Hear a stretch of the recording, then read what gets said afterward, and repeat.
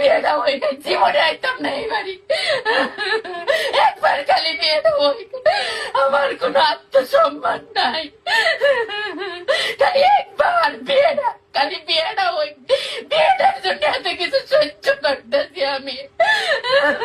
একবার খালি বিয়েটা হই, সেনাবাহিনী পাঠায় কেউ আমার আনতে পারবো না। একবার খালি বিয়েটা হোক, একবার খালি বিয়েটা হোক আল্লাহ।